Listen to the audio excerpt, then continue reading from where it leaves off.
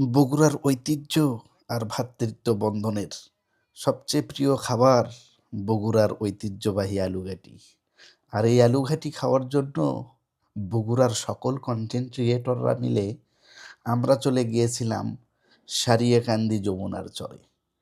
তারই একটি চিত্র আজকে আপনাদের মাধ্যমে তুলে ধরছি, আপনারা দেখতে থাকুন। সো কী করেছিলাম, কিভাবে খেয়েছিলাম, সব কিছুই শোনাবো।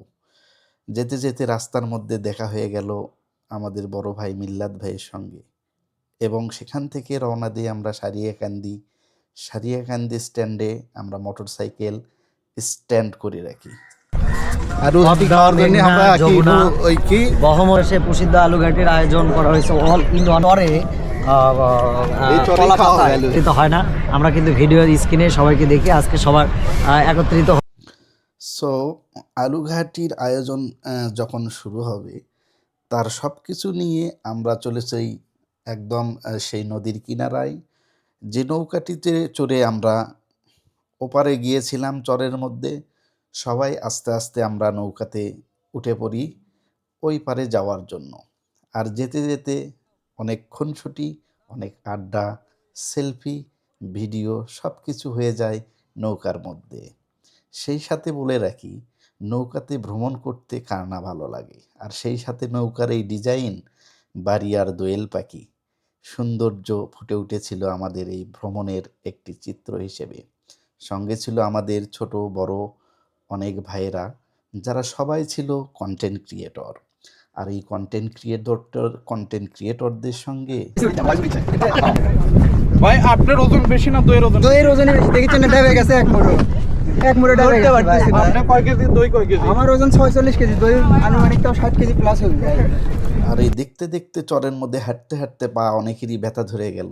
সেই সাথে বহন করতে হয়েছে দই, মিষ্টি, আরো অনেক কিছু। ভাই বাংলা বগুড়াতে সরিষার কি বলে, বগুড়ার মানুষ খাঁটি, তার চেয়ে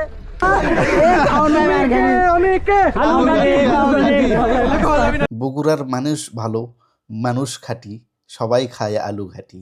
বিভিন্ন স্লোগানে আমরা আগাচ্ছিলাম দলে দলে। আর এই হচ্ছে সেই চরের মধ্যে একটি প্রাইমারি মাঠ, যেখানে আমরা আলু ঘাটির আয়োজন করেছিলাম এবং রান্না বান্না করেছিলাম। আর এই রান্নার ফাঁকে ফাঁকে আমাদের খেলাধুলা, গান, বিভিন্ন অনুষ্ঠানে মেতে উঠেছিল সবাই। আর যেটা ছিল আনন্দ উপভোগ্যময় একটি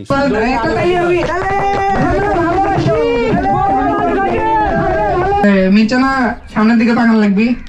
ইউ আন্ডারস্ট্যান্ড? রিভার হয় মিচানা সামনের দিক দেখেন, নদী আছে, এটা ইংলিশ কি বলে? যমুনা নদী। যমুনা নদী। ভাই ইংলিশ কম না, কোনো স্কিল হচ্ছে না।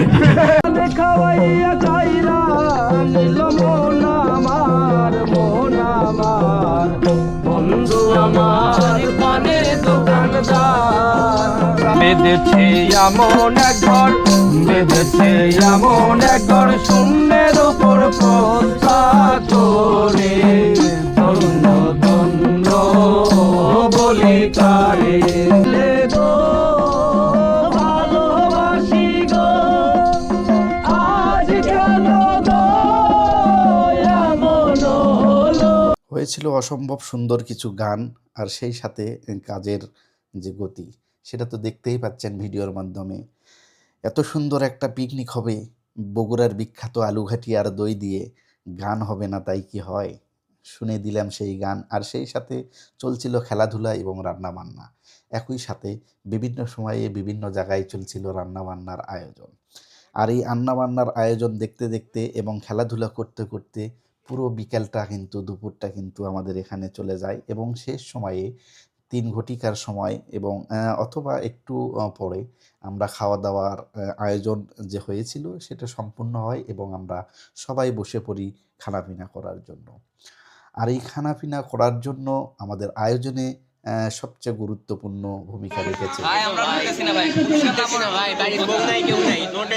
সিনেমা। ঘাটি নিয়ে আসো, ঘাটি আর ভাত। অসম্ভব ধন্যবাদ মেহেদি হাসান ভাইকে।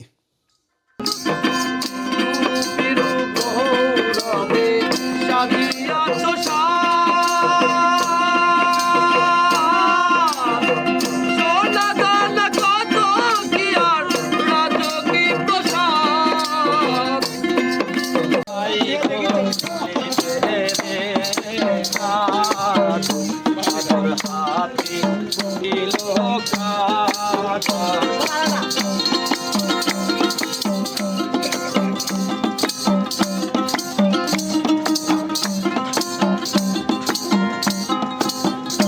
আইরে শুই কি নিবার গেছো নহরে সাত সাধু বংশী গন্ধের হাটে আইরে শুই কি নিবার গেছো নহরে সাত সাধু বংশী গন্ধের হাটে।